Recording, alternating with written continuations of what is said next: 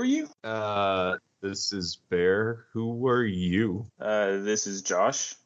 Wait a minute. Weird's going on. What's going on? This is Jen. Is this Bear? This is Bear. Who's that? Is I that Sam? thought we were doing graphically novel. We're in the right place. Whoa. Hold on. Everybody. It's cool. Jamie, get over here. Yes, Josh, what? We're in the graphically novel verse. Oh, There the has Collider been a- must have gotten us. That's right. We have had a crossover event. Both graphic novels, one area. As we talk about Into the Spiderverse. Y'all want to hear some Vandello? Let's do it. Let's do it. Absolutely. Hell yeah.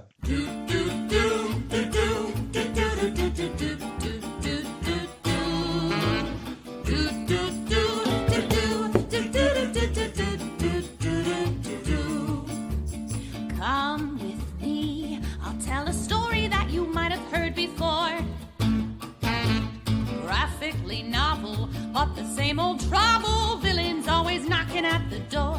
Pretty pictures on the page, but nothing ever stays the same. Thank you, Vandello, and welcome to one of two graphically novels. My name is Josh Wasta, a.k.a. Fallout Fieri, and with me, as always, is my Ada Octavius, my Kingpin. You're Tobey Maguire to the rest of the Spider-Man universe. Ooh, it's Bear. And with us again, the lovely and talented Baronessa. Hello. And this is so exciting for me. I actually get to introduce someone, three someones. We have Jamie, Sam, and Josh from the Other Graphically Novel. Graphically Novel South? East Coast Graphically Novel? Appalachian graphically novel, I think. I think Nice. the South wouldn't claim us. Nice. Oh, man, you guys have the squirrel girl that messes people up. I want to say, first of all, on your previous episode in your feed, you said some really nice things about us, and we appreciate that. We've been listening to your podcast, too, and we've had a great time listening, and it's a real honor and privilege to get to be on with you guys. It's funny, and I'd love to tell the story of how Jen and I have had this idea. We brought Bear on a little later, but we spent a year and a half trying to get this up, and every once in a while I just check that nobody else had done a graphically novel. And of course, right before we're launching, y'all started a month and a half before. I am so happy that it was you three, because somebody else could have been jerks about it. We have had a really good relationship, and I have listened to your episodes. I'm actually, spoiler alert, I'm going to plug my favorite episode at the end of this, because I'm super excited about it. If anybody's listening, there are two graphically novels, especially if you're listening on Spotify and iTunes. I found them both there. Go and check these guys out. And in fact, just listen to both of us in a row. It's great. It's double the comic book for your pleasure. But today, we are going to be talking about Into the Spiderverse. If you don't know what that movie was, you're living under a rock, because it was one of the biggest animated movies of the last few years and one of the only Disney movies to win an Academy Award. Fantastic, awesome movie. And it was a comic. It was an event. This is our first crossover event in comics on this show. And I believe for Jen, this will probably be one of the only crossover events you've ever really read, which is always kind of different to deal with. True. Let's talk about the movie a little bit, because it's very different than the graphic novel. And normally we try to stay away from spoilers. And I've looked at it, and man, there's no way. We got to talk at least about the basic plot of the Into the Spider-Verse comic, because it's dealing with, oh man, how do you even start? So there's a villain called Mordlun that eats totems, and that was a long-standing thing in Spider-Man. And in fact, for any of you that are fans of the Dresden series, the Dresden Files series by Jim Butcher, he wrote a Spider-Man comic in which Mordlun comes to attack like Black Cat and the Rhino. It's amazing, because it's Jim Butcher. This is about his extended family, who apparently is looking to eat all of the spider totems from all of the multiverses, and so it leads to this big event where all the Spider-Men get together to fight them. Crazy, crazy, crazy stuff. In comparison, the movie is a lot simpler, dealing with easily recognizable villains of the Kingpin, Prowler, Ada Octavius, who is the female version of Otto Octavius. So, as we do in this graphically novel, we usually go to questions. I have listened to y'all's show, and so I'm going to start with your Josh, just because y'all always talk about how he's the little brother and he can't talk. Josh, the floor is yours if you have any questions for this panel. Yeah, I had a couple questions. I will say the movie, I think, done a really good job of being easy to digest for people who maybe aren't huge comic fans. Like you said, it was a decent amount smaller cast than the graphic novel was, and I think that's good. If they'd have gotten too much of the off-the-wall characters, I think it would have been less appealing to more of the mainstream audience. So I'll give them props on that. I think it was really good. The only thing I'm wondering, though, I know there's talk of sequels, is where do you go from here for villains for a sequel? Like, I'm not sure who you're going to find that's big and bad enough that you're going to need to group 10 Spider-Men together to defeat. So I was curious on what y'all's take on that might be. My vote is not the Inheritors. That's probably a good idea. Yeah, I'd agree. It's time for the comic book, man. Worst villains ever. They could do the Sinister Six. Oh, yeah, Sinister Six, like... What about like a Sinister Six verse where they're pulling the best versions of the Sinister Six? They could do that, yeah. That would be good. In the Spiderverse graphic novel in the series, the superior Spider-Man is kind of sort of a good guy. What if in the sequel he's the bad guy and he's trying to eliminate all of the other Spider-Men? So he is the superior and only Spider-Man. That would work. Yeah, that'd be good times. I really like Superior Spider-Man. I'm not going to get more into it because mostly you guys say we'll get into characters later. I got a question on that later. All right, but Sam? No, I was going to say, I mean, they stole Kingpin from Daredevil for the movie. Is there maybe like another like Marvel villain they could borrow? Maybe like a Dr. Doom? Or, I'm not sure how the rights work on that, but... Yeah, I don't either. So Kingpin, he's a cross-Marvel villain. It's kind of like saying that Dr. Doom is just a Fantastic Four villain. Yeah. It's the same way. I know you're not a gamer, but if you play anything and you love comic books, I would pick up the Spider-Man game that came out last year just because, man, it's so much fun. But Kingpin is one of the main villains in there because Kingpin did a lot of Spider-Man stuff. Where else could you pull stuff? If you're going to deal with the Spider-Verse, then you can throw in time, and then you can be dealing with Kang. I'm not sure that makes more sense than the Inheritors. You could even do like have a Spider-Verse with the Venom-verse we read not too long ago. So you could have like all kinds of different Venoms. They could be fighting. Oh, yeah. And then you're 3 or 4 dealing with different Carnages running around. Yep. One of them's a Woody Harrelson Carnage. Yeah. Yeah, with the wild hair. Jen, Barry, you have anything to interject? You know me. I don't know much about these comic books, so I really don't have a villain other than what was suggested, and I really actually like the Venomverse in the sequel. That would be pretty cool to see. The Venomverse, I think, would be awesome just to see all the symbiotes together. But I think if you were going to pick another big bad guy for a reason to have 10, 20 different Spider-Men get together, I think you'd have to go with Red Skull. Oh, yeah, that could be a good one, because then you're dealing with Hydra in general, and you're dealing with Red Skull and then multiverse stuff. Yeah. Because it flashed into my head from the moment when I was reading Old Man Logan and how it was Red Skull that got everyone together there. Oh, yeah, you have him like pull all the villains together. Right. Yeah, that's true. Yeah, awesome. All right, Josh, you have any other? No, that's it for now. I'm sure I'll have something else to add later. All right, let's bounce to Sam. Well, I have several questions, actually. I'll pick one of them. In the comic, Spider-Man 2099, when his alternate was killed, it affected him. He wasn't even like in the same dimension, but it affected him. He gave him like a headache. He was feeling sick and all this stuff. How come it didn't affect the other Spider-Man when their alternates got killed, when other Peter Parkers and all them got killed? Right. I'm going to guess that was bad writing. Oh, okay. I didn't know if there was something special with that certain Spider-Man, because he's Miguel, not Peter. No, I noticed that too. So we're going a little bit more spoiler heavy with this, but it is found through the Spiderverse thing that Peter Parker, R616, Peter Parker is like the ultimate Spider-Man. Obviously, Miles Morales is the ultimate Spider-Man.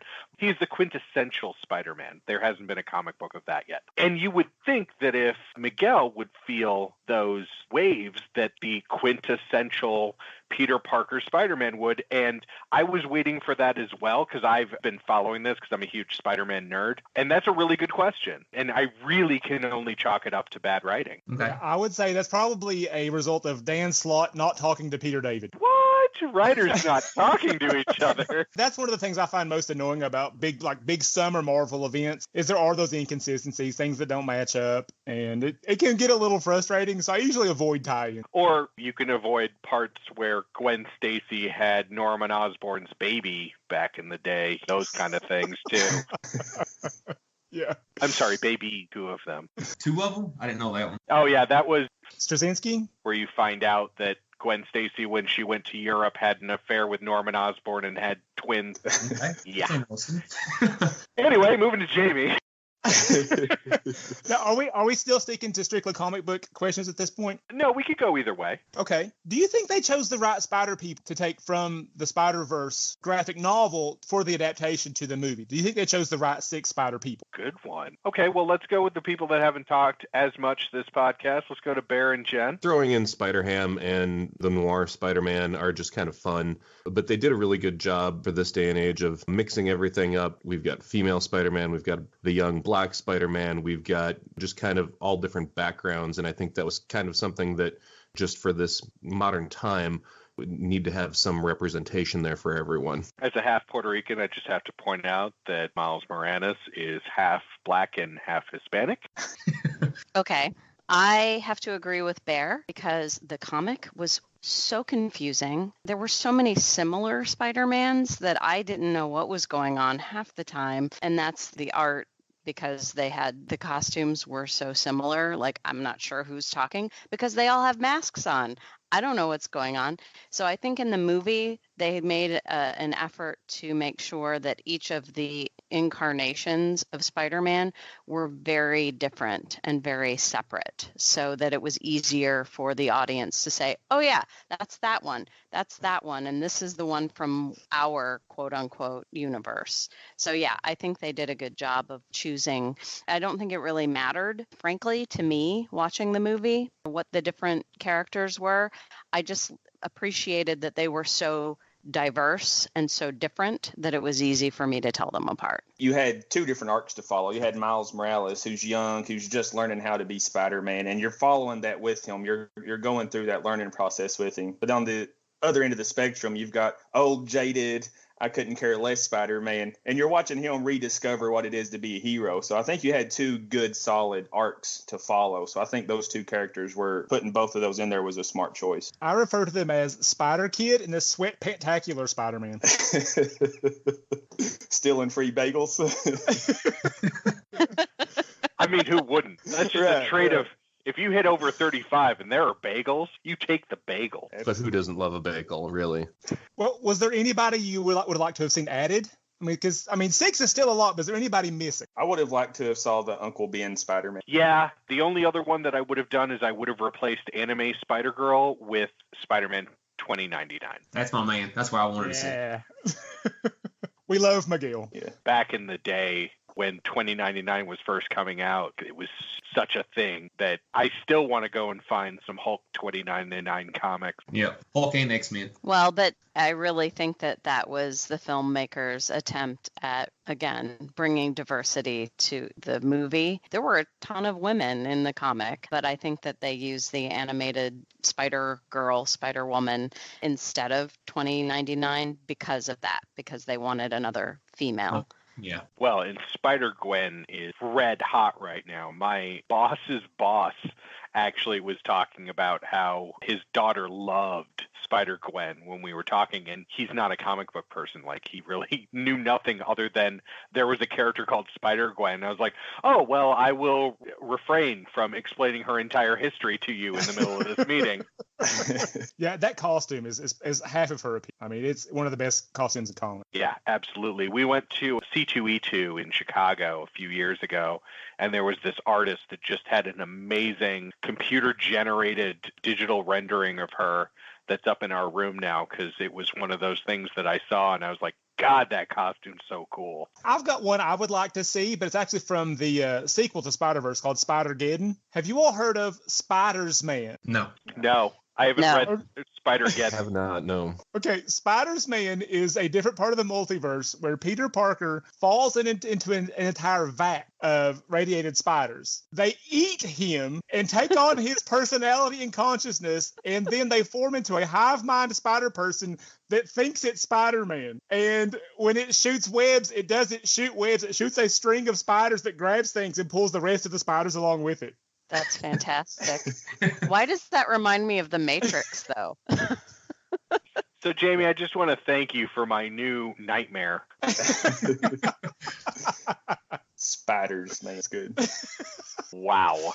Somebody took Spider-Man and turned him into an Ananasi. So there's somebody out there in the werewolf LARP world that just went, oh my God, I have to find this right now. Wow. I went there with the gamer geekness, but I didn't actually verbalize it. Well done, sir. Somebody had to bite that bullet. Jen, do you have any questions? Not so much a question, but as an observation, the multiverse. Why is that so hard to read? No, I agree. So this loops in to the fact that this is our first big crossover that we've done on this show. The other graphically novel has gotten more used to some of the things if you listen to their Black Hammer episode. If you look at it, comics have been around for so long that people seem to think that no one will just pick up a week-to-week Spider-Man comic without somehow doing a major event every year. We have a lot of books on our shelf that are X-Men Schism, Civil War, a lot of these things that are major crossover events. But the problem is that you bring in so many other characters that you may not be familiar with, that if you're not following Luke Cage and you haven't seen the series and Copperhead shows up, are you gonna know who that is and why it matters to the plot in general? I think that's actually one of the better parts of media. And there are so many people that come to comics outside of, would you have known who Purple Man was if you randomly picked up a Jessica Jones comic or even an Avengers comic where he was in? Why would you be frightened of this guy? He wears a purple suit. And in fact, in the comics, his skin is purple. Why is that scary? And then you see the first season of Jessica Jones and you're like, damn, that dude is scary. I think that is the appeal of crossover. Sorry to take the soapbox. Somebody else take it from me. Okay, Josh was being nice. The real answer is the sales go up. All the comic book nerds say we hate crossovers, leave our summers alone, leave our books alone, but the sales always go through the roof. Even the tie-ins that don't fit and that we complain about and say we skip, the sales are even high on those. Also true. I just have to say, and the reason that I made that statement was having never read any of these books before, I found it annoying that almost every other page there was a reference and it said, see this other comic. And I'm like, I'm not going to go look at that other comic. You're not holding my attention if I have to understand this scene by referring to another comic. I just felt like it kind of pulled me out of the flow of the story if they made a reference that didn't really make sense to me, but I had to go back and research it. I think that might have been a way they were trying to streamline the story and try to keep the story moving along at a normal pace. Because if you have to stop and kind of do a side panel to explain a lot of those references, I think it gets even harder to follow. So I think they kind of took the easy way. And you like Spider-Man, you should read this one, and then you'll get this reference instead of explaining the reference. So I think it can make it a little bit hard to follow. No, but I think you're absolutely right. They did try to keep the story arc going without bogging it down with too many details that weren't really that necessary to the story overall. Right, because there's so many characters they're trying to pull into this that, you got to just assume people are going to know some of the stuff. Right, like, for example, did you know what a Captain Britain was? No. No, I don't think Are you asking me? I didn't know what I'm any of asking this shit everyone. was. did, but I'm a Marvel homer, and so I think the even more confusing one is, does anybody know what a Captain Universe is? No. I was completely unaware of Captain Britain or Captain Universe, but I'm actually more entertained now to go maybe look up Captain Britain than I kind of was by the time I got through all the essentially side quests in the Spiderverse. Okay, Jamie, at this point it's a head off because, man, so Captain Universe, that's Spider-Man with the Infinity Gauntlet? No, the whole cosmic branch of the Marvel Universe has its whole own set of things. He's from that branch of the Marvel Universe, and he has, it's not galactic cosmic power, but he has cosmic power. And there's one being in each Marvel Universe that has the Captain Universe cosmic power. And in that universe, their Spider-Man, their Peter Parker, got the cosmic power in addition to the radioactive Spider-Bite. That's one that made the safe house, right? Yeah. Yeah. Yeah, that suddenly takes Spider-Man and makes him our complaint about Superman. Yes, very much. That actually leads perfectly into the first question that I had. Other than Peter Parker, what other Spider character that you didn't know about before did this series make you at least a little bit interested? I was interested in Spider UK because they already have, it looks like, abilities to hop dimensions. There was a whole big Nova Corps type operation going on where they had a lot of stuff going on. So I'm a little curious to kind of see what that whole world entails. Cool. Sam? I wanted to see more about the punk rock Spider-Man. Kind of liked him. And at the end, they had his own little thing where he was playing the guitar with the Venomized police officers. That was pretty cool. And also the Mayday one where the old Ben goes back with her when they go back home. So the Mayday was a series called Spider-Girl, which was, mid-2000. And it is an alternate universe where her dad was Peter Parker, and she is the daughter of Mary Jane and Peter Parker. So if you are interested in that, there you go. You can go and find Spider-Girl. It's actually a really fun series. I'll probably read it. I think she dates Franklin Richard, actually, because it's all the kids from 616 modern day to the future. Okay. So it's kind of cool. I think now she's dating a Harry Osborn. Really? Yeah. But he's a mutant Harry Osborn. The son of Liz and Harry was also named Harry Jr., and was a mutant. The guy that I think, especially from the comic book, he wasn't in the movie, was Superior Spider-Man. I love that guy. I love his over-the-topness, his arrogance, how pretentious he was. Every panel he was on was the best panel of that page. I love that guy. Have you read Superior Spider-Man? Yeah, and actually, there's a new series, a Superior Spider-Man series by Christos Gage. That's really good. Really? Yeah. Oh, I love this. He actually stole the Inheritors cloning technology, and he's got all these clone bodies of himself. And he's relocated to San Francisco, and he's trying to be their Spider-Man, the Superior Spider-Man. Oh, my God. Maybe the only good part of the Inheritors. All right, Bear? I would have to say I was actually really interested after watching Into the Spider-Verse on following Gwen's storyline. I would love to go back and read her stuff just because that was very interesting to me. Just in her universe, Peter Parker died and she took up the mantle, and just to see how differently they handled it with a woman in the suit. And then the other one was from the actual comic, was I can't remember his name, the one that was actually the mutant, where he actually had four arms and they were Spider Harry, and he had actually mutated into a spider. That one just seemed really entertaining to me because in the end, Riley. he was the one, yeah, I think so. In the end, he was one of the sacrifices that they were trying to do. Yeah, the other, because he was big, powerful. He's actually the most powerful of them all. Now, he was a clone of Peter Parker. Yeah. So let's take a second and talk about the clone saga. Do you really want to do that? Yes. Because this wrapped up something from the mid-90s that a lot of Spider-Man fans, like myself, in their early 40s, like myself, still hold some issue with. There was an event called the Clone Saga, in which there was the Jackal, was a villain that cloned people, and so you found out that there had been this clone of Peter Parker that was out there forever, and he was blonde, and he was the original Peter Parker that had lost his memories and then came back, but there were multiple clones. So there was Ben Reilly from another universe shows up in this. In the 616, he had died. And then there was Kane, and Kane is another clone, and he was the one that was the other. And he was the one that somewhere in Spider-Man's history, he had grown more arms. See the X-Men Spider-Man cartoons from the 90s for that storyline in a great way to watch that. And in fact, that is one of the things that I appreciate the most about Into the Spider-Verse is that it finally killed the Clone Saga 100% and for all and made it all somehow worth it. Actually, they can't let it go. I read a lot of Marvel still. Ben Reilly is back. No!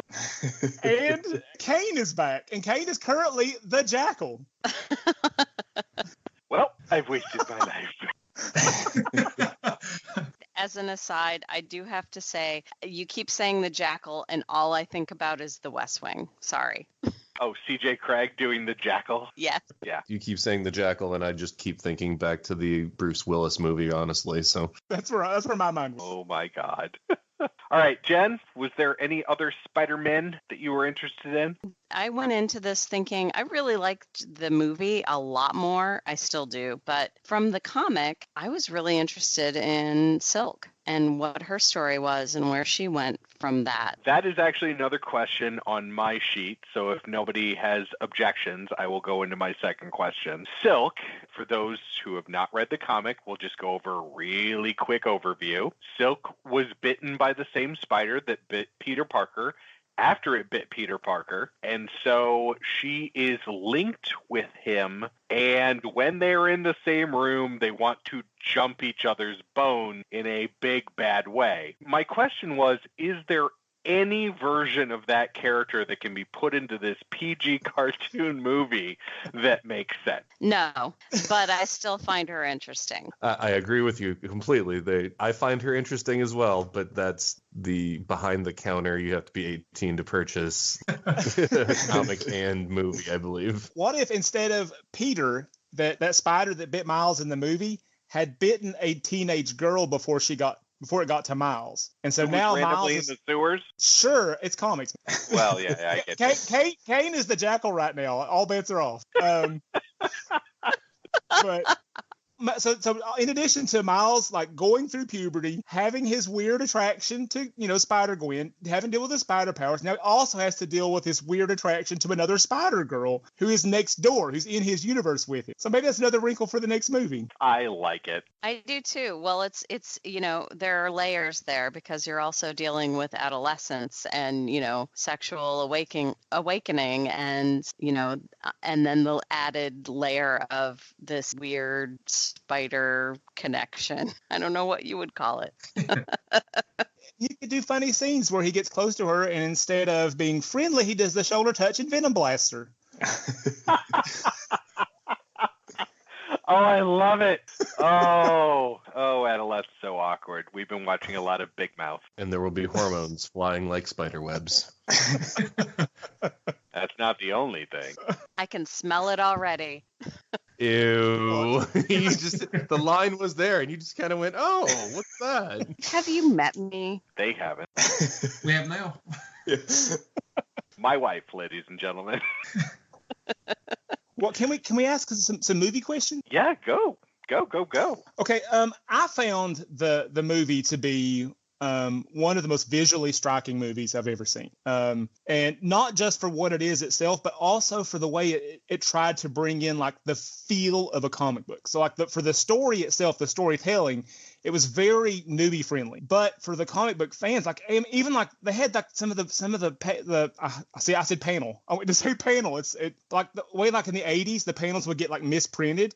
You know, that weird, like red. They even got that in the movie. There's so much there. And the way they slowed the frame rate down. So it's even like a comic reader's brain, you feel like you're looking at a panel sometimes. They even had thought bubbles in it sometimes. Yeah. And the way the spider sense was the Ditko line. But not in an intrinsic, like not in an intrusive way. Like you didn't really notice it. It was so organic that you just went through the scene and, you went like there are people that I know that don't like comic books that love this movie, and they went with that. Like you're absolutely right. The way that they put that together and the way that they displayed it, there were obviously active choices to be the most natural way you could go for everyone to enjoy it. They done a really great job with it all. And did you notice? Go ahead. Go ahead. Well, I was going to say another little subtle thing is that they tried to tell us all throughout the movie that Miles is not in the 616. He's not in the main Marvel universe. There were subtle clues all throughout the movie, like his dad is not NYPD. He's PDNY. Right. Yeah, and like the cola brands were all slightly off, and even like the delivery guys, and they weren't FedEx, they were RedX. All these little subtle things. I found myself looking at the background so much. Well, and that's a genius way to do it, to stage it in that universe, because then you also don't have to pay licensing fees, right?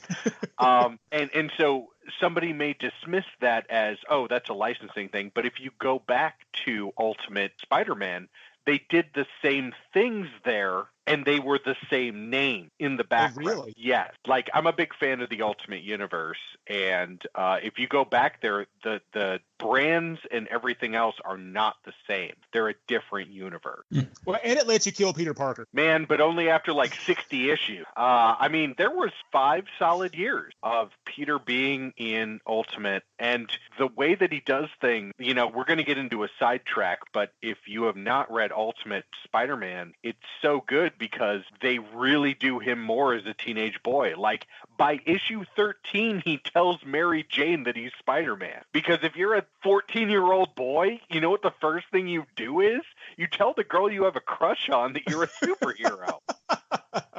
Yeah, that's true. Now that's still Bendis writing at that point, right? Yes, yeah. Because Bendis wrote for 2 years. Because even when we did our first episode and we talked about the Ultimates, that was 2 years after, and Bendis was still. Oh no, that was the first title that Bendis was not in direct control of. See, I like when Bendis is interested in stuff, but when Bendis gets bored, things are unreadable. Well, you can say the same about just about anyone. Lee, you can say the same thing about, man, especially Whedon. And we were talking earlier about Ellis. Ellis is great, but if Ellis is doing it for a paycheck, you can tell. Which, by the way, Jen, you're about to get really excited. Jamie reminded me of something. Ellis wrote James Bond comic book. What? Yeah, you're getting them for your birthday. And they're good. They're I have a love-hate relationship with James Bond. I love spy stuff. I love over-the-top spy stuff, but I don't love the way women are treated in James Bond story. Warren Ellis does not do that. Well, see, I thought we were going to have an issue because I thought you were going to say I have trouble with Warren Ellis because. But Bond, I don't care. That's fine. You can have trouble with Bond. I don't care. Well, I generally like Bond stuff. I hate the way women are sexualized, the way they're treated, the way they're just objectified. I don't enjoy that. I find it very off-putting. Warren Ellis doesn't do that. We get dark Bond, we get violent Bond, and we get not sleazy Bond. And some of the best spy stories that I've ever read, especially in comic book. Awesome. Stick around and wait for our Atomic Blonde episode, because then you get to see a decent female James Bond. And the guy who wrote that series, Anthony Johnston, is really good. I like his stuff. Awesome. Yeah. Have you guys seen Atomic Blonde? I have. I haven't. I have not. Such a great movie. Like, it's a great interpretation. The comic was called The Coldest Night, and it's about the 2 weeks leading up to the fall of the Berlin Wall and all the spies in Berlin at the time, and it's really good. So if you have a problem with, if you like Bond except for the women stuff, man, pick that book and movie up, because damn. Anyway, little off top. Anyone else? Any other questions for the core? Oh, heaven forbid. We went off on a tangent? Oh, my. That never happened.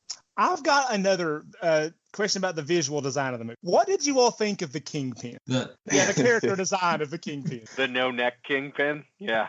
Well, it was very comic booky to me, but I think also because Vincent D'Onofrio in the TV series for Daredevil has made like the best Kingpin that I could ever imagine in a real life person. So kind of, in my head, I went into the movie theater with him as Kingpin in my mind, and to see Into the Spider-Verse version of the Kingpin was it was probably the most comic booky aspect of the movie for me. It was one of the main things that pulled me out of the kind of the realm of the comic book, of the movie, sorry. Because the rest of it, you kind of forget that it's animated, even though it is kind of fantastical. It was really that character that was kind of over the top comic booky. The one thing that I will say on the Kingpin is, in order to make kind of a tribute and in memoriam, I really wish that they would have basically done a Michael Clark Duncan Kingpin and had somebody, voice him close, just because that actor has passed away, and his Kingpin, until Vincent D'Onofrio's was amazing, but until that point, Michael Clark Duncan was amazing as Kingpin, and probably one of the best parts of the early 2000 Daredevil. I agree with that. Do you remember the Kingpin from the old Incredible Hulk TV show? I do not. Bear? I have not yet had the opportunity to go through and rewatch those. I've had this conversation with people before. Like, I remember watching them as a kid. And so I'm sure if once I saw it again, I'd be like, oh yeah, no, that's cool. But no, I can't picture it in my mind right now. Well, at some point, the show ended and they transitioned into making like annual TV movies. And one of the movies was the one where the Incredible Hulk crossed over with Daredevil, and the Kingpin was the bad guy of that movie. And it was John Rice Davies. Gimli played Kingpin, and he had this weird ponytail thing instead of a shaved head. I am so down to see this. Yeah. I gotta go back and watch all this. I will only see the professor from Sliders. Exactly. Sliders reference. I thought we were the only ones. Oh God, no. Sliders, man. Oh my God, love that show. We watched it all the way up until Charlie O'Connell was on that thing. Oh my God, where like, where the one O'Connell his character had died and fused with his real life brother who played him. Got bad. These are the kind of shows that I get my wife to watch. So. Silence. These are the reasons why I drink. All right. Any other questions? I have one more question. So in the comics, why did the Inheritors choose Spider-Man? Why they want him to be the totem? Couldn't they be different? Or is it because of the spider web? I'm going to guess, and this is just a guess, but I'm going to guess it's because they had caught the main spider totem thing. Yeah. But yes, the Master Weaver. But yeah, that's what I understood as well, is that they already had him, and they're like, well, if we can get rid of all of them, then we control everything. There's other superheroes in the universe I thought could have been more powerful or whatever, gave them more power if they devoured. Well, they said they had to eat animal theme. Right. Also, you don't want to mess with the Hulk web. Yeah, there you go. Right. That would be bad. But yeah, okay, that makes sense then. Yeah, I took it that once they had captured the Master Weaver, that they had a direct line to find the other Spider-Man in the other universes. So it was really easy for them to hone in.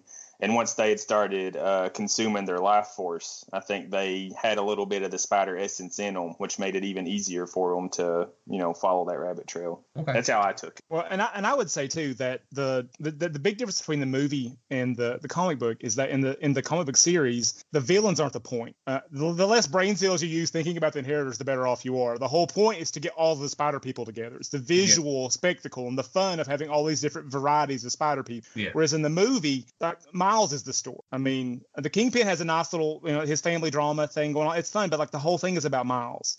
And the story is more the point than just like the fun of like the visual gag of having all the spiders. All right. Yeah, I'll also say at that point that was such a smart move because, like Jen said, when she was talking about the masks and you couldn't tell anybody apart, even if they took their masks off in a lot of the Spider-Verse, the comic stuff, you're just gonna see Peter Parker again.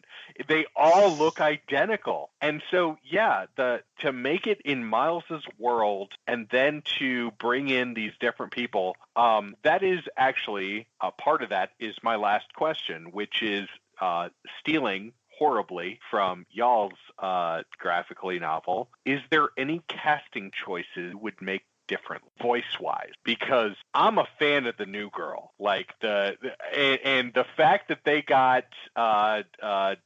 Jake Johnson to do the voice of the old sweatpants Spider-Man made it for me. Like, we were sitting in the theater, Jen could attest, like, he started talking, I'm like, that's Nick. And so I know who that Spider-Man is. But is there any other choices you would make for certain voices in the series? And go in our order. So, Josh, take it away. No, I was actually happy with everybody. Same with you though. When the first time I heard Old Wore Out Peter Parker, I was like, that's Nick from New Girl. I was like, that's so great, because even his voice, he just sounds wore down. Like, he's eating frozen burritos for dinner and stuff. Like, this dude's just, he's not living well at this point. So that was great for me. But no, I don't think there was any other changes. I think everybody did a great job on it. Sam? I agree. I think they had a really good cast. I wouldn't have changed nothing for it. Jamie? I have one. I don't know who he had to play, but I would want Donald Glover to be in this thing, because the whole idea for Miles came from the episode of Community where Donald Glover got out of bed wearing Spider-Man pajamas. And there was the big fan pull to have him be the new Spider-Man when they relaunched The Amazing Spider-Man, and it didn't work out. And so I would just have loved to have heard Donald Glover's voice. Maybe if he just does like the Childish Gambino songs throughout the movie. I just think Donald Glover should have been involved. Well, and that's funny because he is the Prowler in Homecoming. He plays the character who is the uncle of Miles in Homecoming, like when he gets webbed up and he talks about how he has ice cream and like whatever. That character is supposed to be Prowler eventually. So yeah, it only would make sense for him to at least do the voice of the Prowler. But that's the thing, is that Donald Glover's voice is not that intimidating, like down deep, like voice, so it would just be him making his voice deeper. And Marshala Ali was fabulous as Aaron. I mean, as the Prowler. I would not want anybody else to do that voice. But Donald Glover should have done something. I don't care what. I would have loved to have seen him involved in this somewhere. I agree. I agree with you too. Sorry, I was off in another window, like Googling Spider-Verse stuff. No, I really enjoyed the vocal cast that they had for it. I thought they did a really great job. I really, off the top of my head, couldn't really pick out anybody that I thought needed to be changed, and I haven't seen these other shows that I didn't watch New Girl, so I'm just gonna go with just stick with what they've got. Jen? I too enjoyed the cast of the film as it stood. But I do, I hadn't thought about it before, but I appreciate bringing up the fact that Donald Glover should have had something, even if it was using Childish Gambino in the soundtrack. I think that might have been nice as well. But as far as the casting, I think it was great. I enjoyed it. Yeah, going into the soundtrack, I was listening to it today, and it's not like my normal type of music, but man, like it invokes everything. In fact, the first song on the soundtrack has that Prowler sound that they keep using. Like that was sampled from a song in the beginning of the soundtrack. Like what? Like, so people will always equate that sound and that song and that vibe with that movie, and that's just genius. And the fact that they got Nick Cage to do Noir, 100%. Like, even when the first trailer came out and like it only had him tipping his hat and saying one line, I'm like, was that Nick Cage? Like, I was so into like, oh my God, did they get Nick Cage to do Spider-Man Noir? Because that would be the greatest thing. Or did they get a voice actor to sound like Nick Cage? And then you find out that, nope, that was Nicolas Cage that just decided. And he's such a big comic book fan anyway. It's amazing. But yeah, man, what a great voice cast. But yes, Donald Glover, definitely. The only other thing that I would say, Gail Simone has actually an amazing voice. So her as either, even doing the a background voice or something. Like, this could have been a great opportunity to bring a lot of the artists and writers in. And Gail Simone did some great work on Spider-Gwen, so I would have loved to seen her like either voice Spider-Gwen or just something in the background. But other than that, and bringing credit where credit is due, that would be the only thing that I would add. Well, maybe they can get it in the next one. There we go. All right, anybody else? Have we exhausted our question? Well, I think they might be able to get Gail Simone back. She has ended her Marvel exile. She's been writing Domino for the last year or so. Right, which she's made I need to pick up because I've heard it's amazing, because Gail Simone is in general amazing. Her run on Batgirl. It's good. Yeah. And actually, if you haven't watched the new Batwoman TV series, I'm not huge on the Arrowverse. Like, I started on the Arrowverse and then lost it after like 3 seasons, and then got into Legends of Tomorrow because Constantine went over there. But Batwoman is really good. Ruby Rose is doing an awesome job, and if you want to see a world without a Batman, they're doing it really well over there. Anyway, that's my plug. Can I have one last question? Yeah. Okay. Is this the best superhero origin story ever? For Miles? Ooh.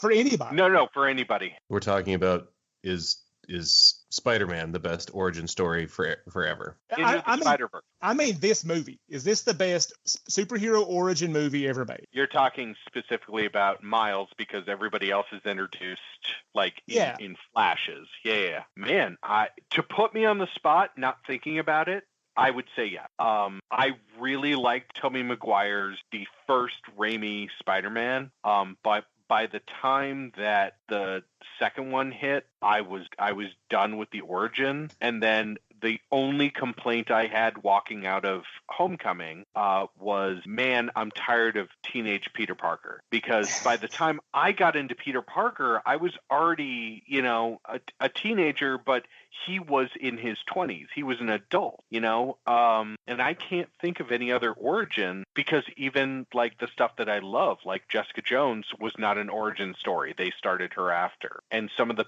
best stuff starts them after. The only like superhero movie that really pops into my mind is Iron Man. That's what I was an thinking. Origin story. Yeah. I think I'd have to go with like, as far as the movies go, I think I'd have to go with Captain Marvel. Okay. Captain Marvel was good. I'm more along the lines with Jen.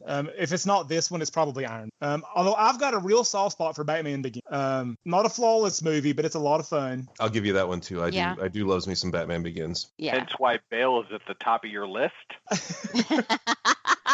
Yeah, that list took a lot of discussion to get everything ironed out. Well, but I feel like you didn't take into account the obvious casting direction of they have to have good lips.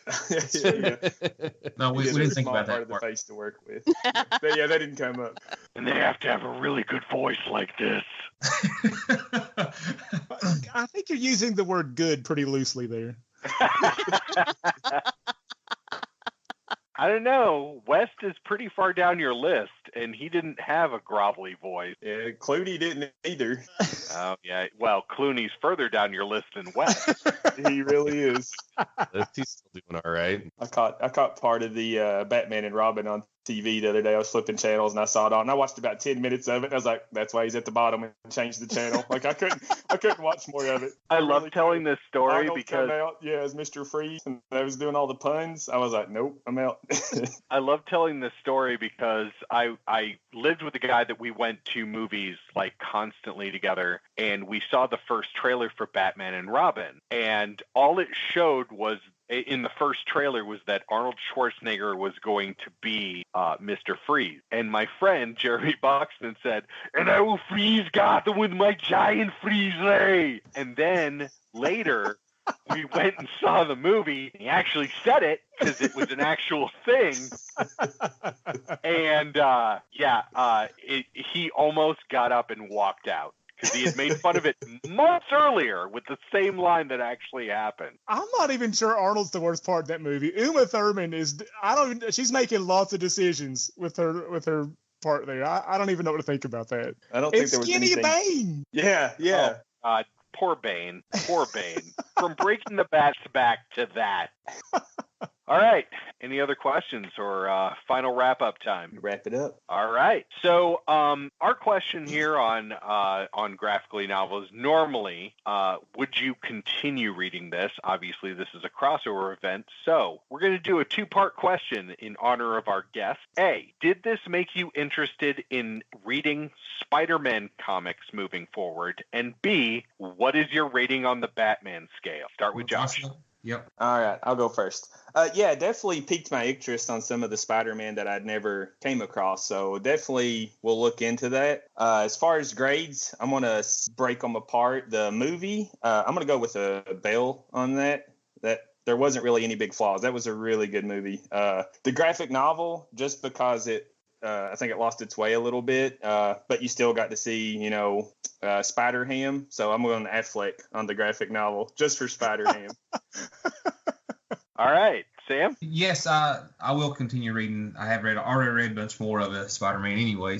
But then on my grades, I gave the movie a Bale and I gave the comic a Keaton. I gave it a little lower than Josh, just because of all the different Spider-Mans. It was hard to follow, and the time travel thrown in with other dimensions, just really, really confusing on that end. And it's time travel. Are you saying time travel is somehow confusing? Not at all. All right, Jamie. I have continued reading. I'm a monthly reader of Amazing Spider-Man, Friendly Neighborhood Spider-Man, Miles Morales Spider-Man. I've continued reading. I even fought my way through Spider-Geddon, mostly for Spiders-Man and Spider-Man. There's another universe where Aunt May gets bitten by the spider and becomes Spider-Man. Yeah. Okay, please at least tell me that they bring her back to the universe where Spider-Girl is to reunite her with Uncle Ben's Spider-Man. No, they're not thinking that hard about it. Damn it! But and then the real question becomes, do they then have the weird, we're in the same room and we're both Spider-Men? And but she web swings while holding a large wooden spoon. Wow. Wow, that's choices were made. That's Yes. Spider-Carmen. That's my mom.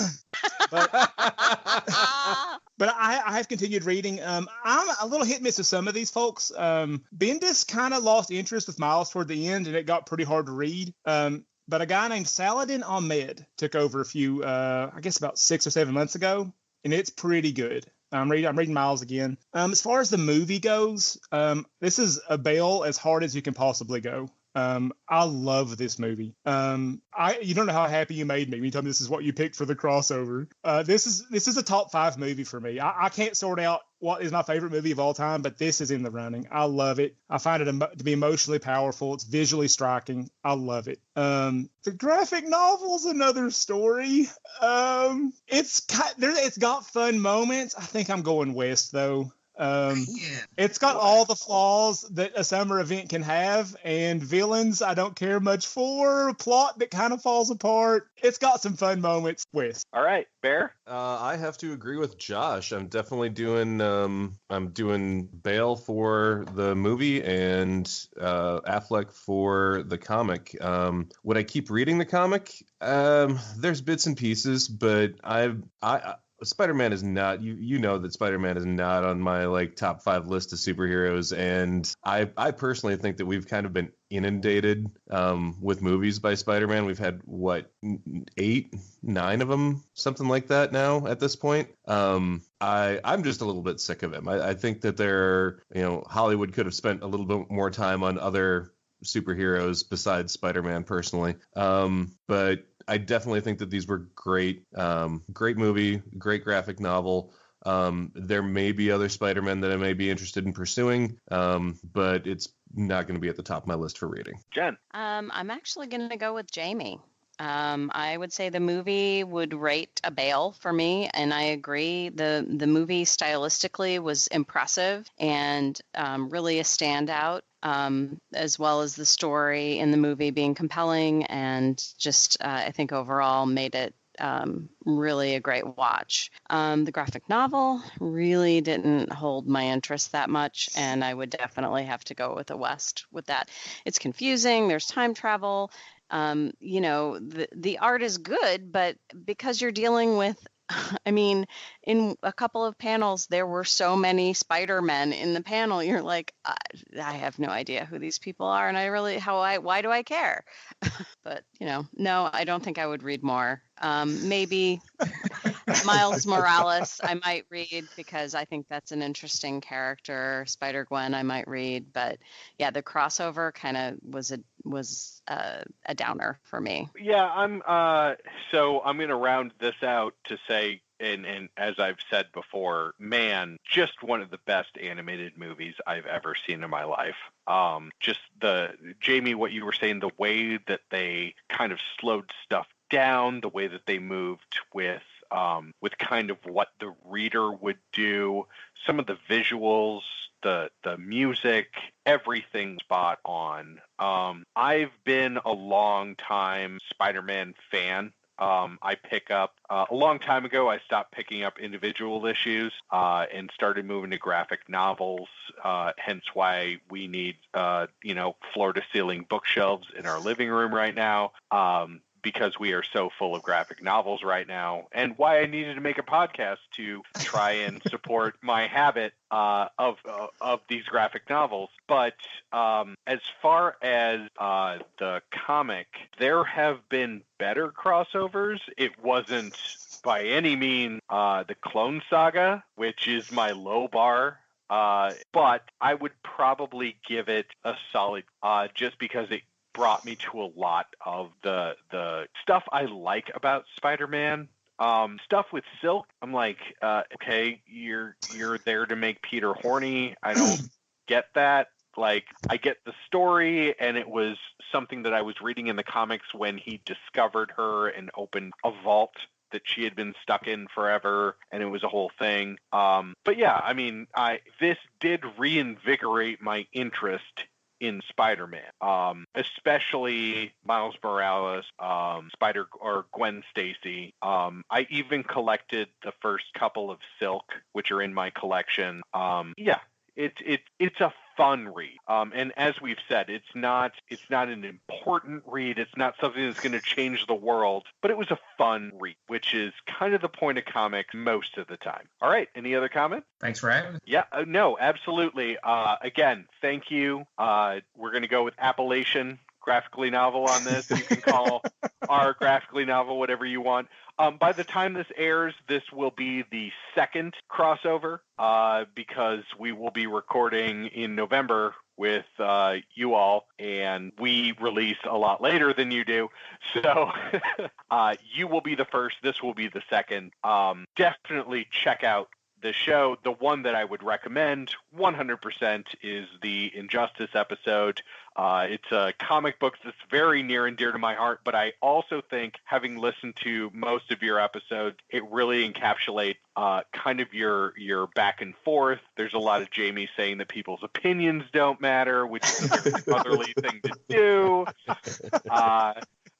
I always enjoy when the little brother gets squashed down because I'm the oldest brother, but at the same time, his name is Josh, so I got to stand up for him. There's a lot going on there. But are there any other projects that you guys are doing you want to plug? Sure. I have a second podcast with another set of guys that I'm not related to, and I'm much nicer to. It's a movie review podcast called Nerds of the Round Table.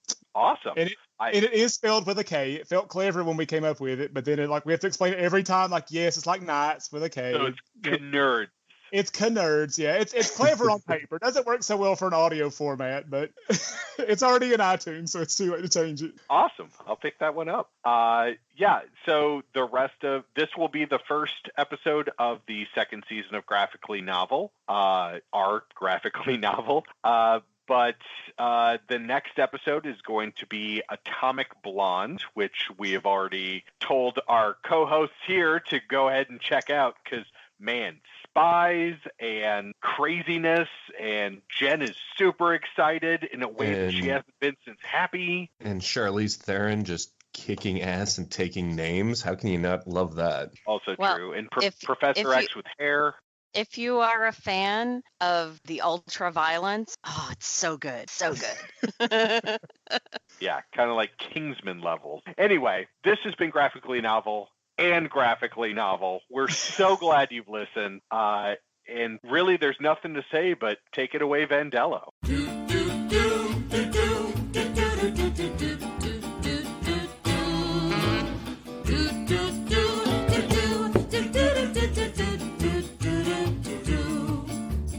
Come with me, I'll tell a story that you might have heard before.